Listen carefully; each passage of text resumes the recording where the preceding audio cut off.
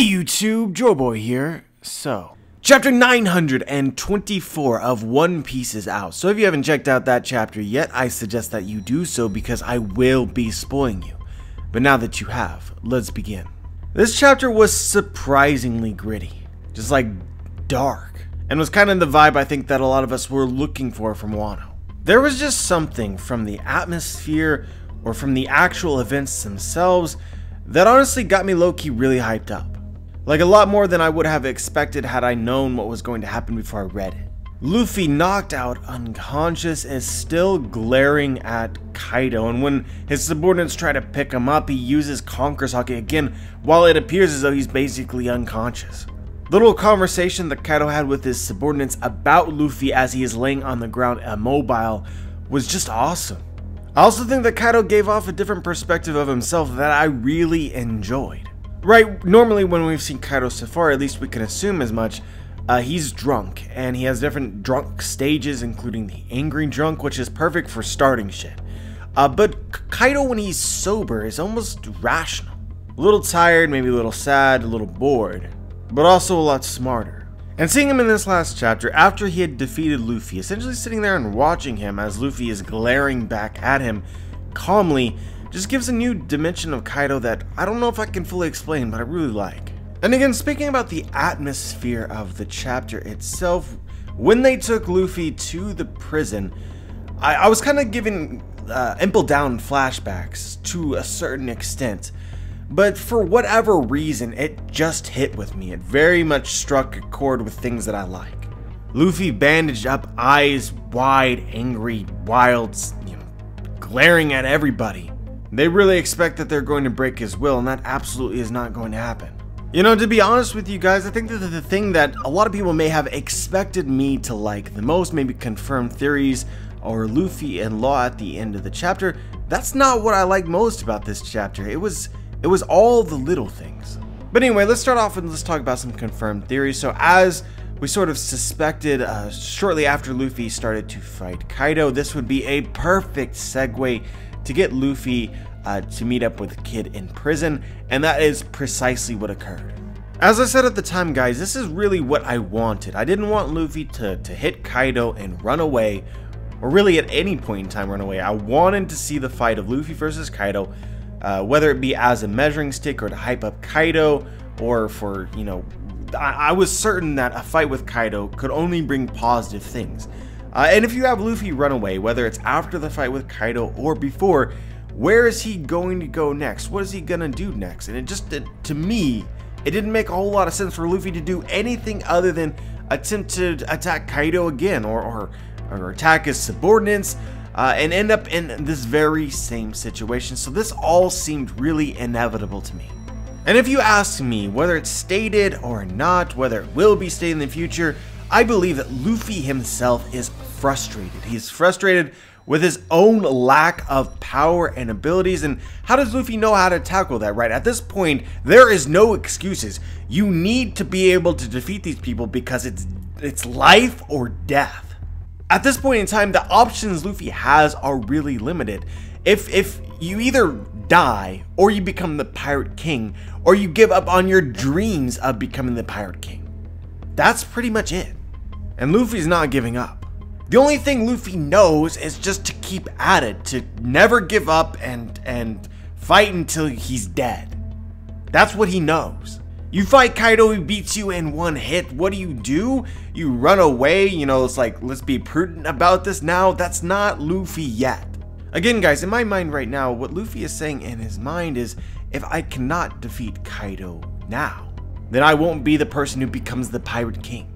But I am going to be the Pirate King, so I will defeat him, even though it makes no sense logically.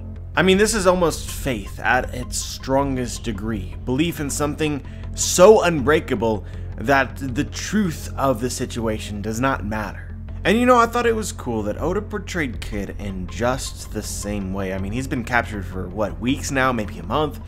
And the fire behind his eyes is still lit. I'm glad we've taken this all the way back to what was sort of initially foreshadowed, the fact that Luffy and Kid are really the two rivals of who's going to become the leader of the pirates in the next generation. who's going to become king. It's going to be a supernova.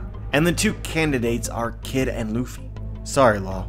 But anyway, guys, as I sort of speculated before, I still think that it's basically the best idea that we have for now is we don't know where Killer is. And it doesn't seem like Killer is being kept with Kid, which means he's probably out there in the world somewhere, potentially looking to rescue Kid. And if he rescues Kid, then it would be very convenient for both of them for them to rescue Luffy as well. And also this other new guy that we met in the chapter whose face was not shown, but he seems to be really hype. And so just as a point of clarification, guys, the guy who ate the poisonous fish and spit out the bones is not Kid. We know this for sure because we saw his eyes and we saw Kid's eyes, and the two do not equal. They're two different people. So the fish bone spitting guy is new. So I've seen a few people speculate as to who this could be. Some people bring up the lurking legend. That definitely seems like a possibility. But my personal opinion, excluding all the various ideas people could come up with, what seems like the most likely case anyway, for me, is that this is probably one of the samurai that Kinemon mentioned, that they are looking to find along with Ashura Doji. Which, as a side note, is another confirmed theory of this chapter that everyone kind of knew at this point in time. Shutenmaru is Ashura Doji. But yeah, at this point in time, there isn't that much really to say about him, other than it's extremely curious as to why they feed him specifically poisonous fish. Might have something to do with his powers, but I doubt they would be fueling his powers in any way. Maybe they're just trying to kill him after all these years? Like, has this guy been in there for 20 years? That's kind of the impression, right, that we're given. Like, is anybody actually in there? Like, nobody's seen him in such a long time. So maybe this is just a samurai that was captured many years ago. That is my best guess. But yeah, guys, either way, I think that there's just a lot of potential, a lot of possibilities, like realistic possibilities, for how Luffy's going to get out of this situation and who this other person in the cell adjacent is. I'm sure that there will be plenty more ideas that you will hear and that I will hear over the course of the week. But the last thing I want to mention before we move on from Luffy and Kid is that before all this occurred, Kaido talked about after Luffy showed that he had conquerors haki, that they don't need that many conquerors. And so initially, I'm not going to lie, this created some wild thoughts. Like, Kaido's going to pit Kid versus Luffy, the winner of which can continue to have their will broken so that they can eventually join his crew. I don't know if that's likely, but that was just my initial thought. But the more that I think about this, the more that I believe that what Kaido is actually referring to is if Luffy submitted to Kaido in this situation and became his subordinate, even if he had plans to take him out later, that it's quite possible that Luffy would lose his conqueror's haki. And the same would apply to Kid. I think that there are very unique circumstances which define somebody who is capable of possessing the will of a conqueror, the will of a king, and to admit that Kaido is your superior and that you cannot defeat them. Maybe that in some way snuffs out the flame. Moving on to another likely confirmed theory. I think that this is likely. It is not totally confirmed yet, but it's sort of trending in the right direction. Is we learned that what they are mining in Wano is in fact iron. And so why this is relevant is if you guys remember back to Dressrosa, the Revolutionary Army was sort of tracking weapons that Doflamingo was smuggling across the world to various nations. And so we speculated earlier in this arc that the weapons that Doflamingo was smuggling were actually being produced by Kaido using iron, specifically liquor iron ore. Or at least that is a component of those weapons, and that ore is present in Wano, which is relevant for some reason, and the Revolutionary Army are interested in these weapons for some reason. So yeah, all the stars are aligning for this one. Kaido makes weapons, Kaido is mining iron ore, it's likely liquor iron ore, at least that's a part, and this is going somewhere in the story. And I think that this is just one of those things, guys, that the truth is going to be crazy. I feel it in my bones. This is not a story about Kaido simply making guns and other kinds of weapons and giving them to nations, and that's the end of it. There's details here that are relevant. Otherwise, I don't see why Oda includes it in the story. And specifically naming a rare type of metal for apparently no reason at all, like I'm doubtful at best.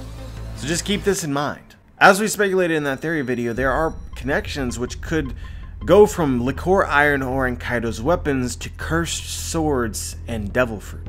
But to another part of the chapter that we haven't really talked about at all, of course Kaido's blast did not kill the rest of the crew, and they were saved because Shino has a devil fruit ability that had not been mentioned.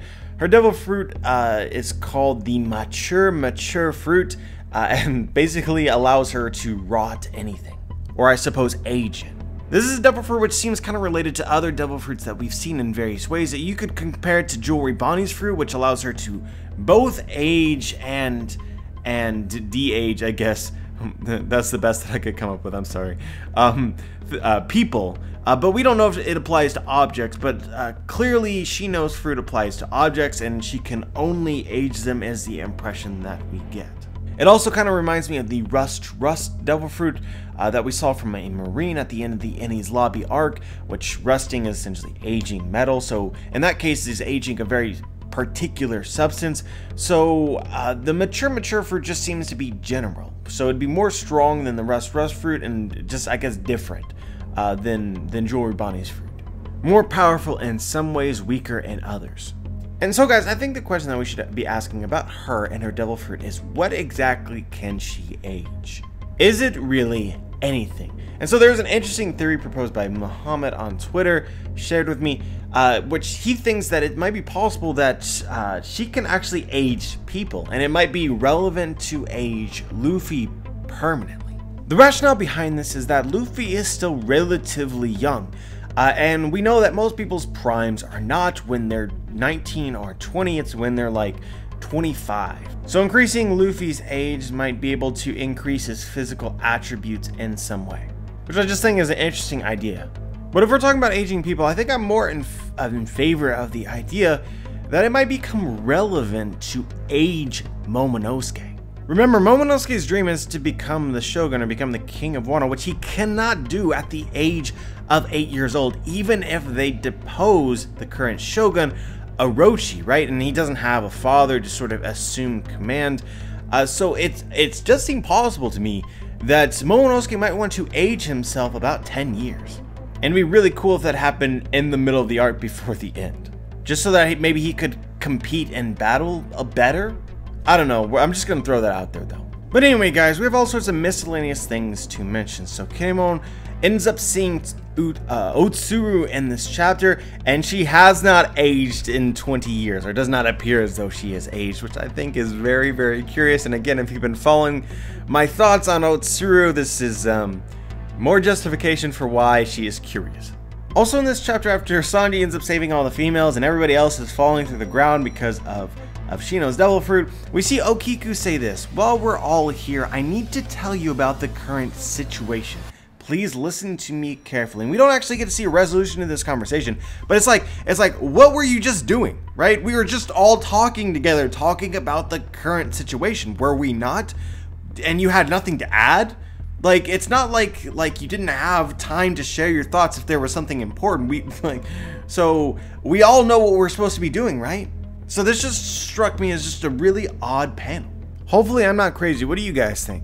But yeah, next up to bat is Inuarashi happened to stumble upon Otama, who is alive. I was, if you guys followed my review for the last chapter, I was a little bit worried. Like, I knew what I should expect, and what I was actually feeling was not that way, but as it turns out, she is actually alive, as per typically One Piece.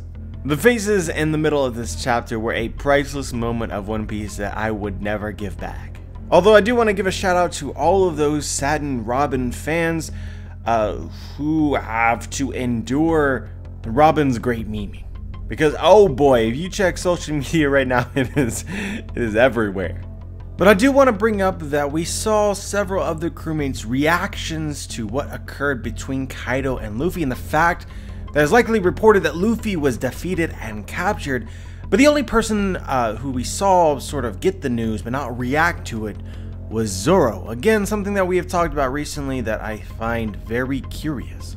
I feel like that this was purposefully left out, and I am left wondering what exactly would be Zoro's reaction if he found out that Luffy had lost already. Also in this chapter, we got to learn a little bit more about Seastone, and it originates from Wano, and Wano has its best crafters or, you know, whatever that they would be called, they can actually make nails out of it, which is unusual. And I'm curious about the whole lore. I feel like I need to think about this more. I've been thinking about this. I need to think about this more because there's something here, it feels like to me, and honestly reminds me of the fact that also the poneglyphs originate from Wano, and Wano produced, it's the only people who knew how to carve on them because they're indestructible. Also, it's worth pointing out that sea stone is also, I can't find the exact quote from the story, but it's suggested to also be indestructible. There might be some relationship. Speaking of this, it's fair to wonder if sea stone really is as hard as it is supposed to be. How do they even make it and carve it and mold it in the first place? It's stated in the Skypiea arc that there is a particular chemical which exists within the clouds there which makes them solid, and it is the very same chemical that is found in sea stone. I believe Oda called it pyroglobin. So I'm wondering if sea stone isn't this chemical plus regular stone, and the secret behind it is really how you infuse the two. So you don't carve things made out of sea stone. You take something, you carve it, and then you add in this chemical which turns it into sea stone. Either way, it makes sense to me for this chemical pyroglobin to be kind of like a hardening agent, for lack of a better word. So you take regular clouds, you add pyroglobin to it, and they become clouds that are solid enough to be able to stand on, to hold buildings and whatnot. And so moving on from this, you take stone, which is already really hard, much harder than clouds, you add pyroglobin to it, and it becomes nigh indestructible.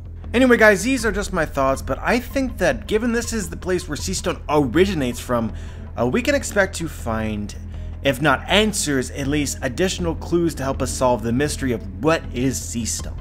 And that's really exciting to me. And at the end of this chapter, last but not least, we get introduced to a mysterious character who we cannot see, but they say something. I'm just going to assume for now that this is the Shogun, and that the story will soon lead up to us meeting him officially.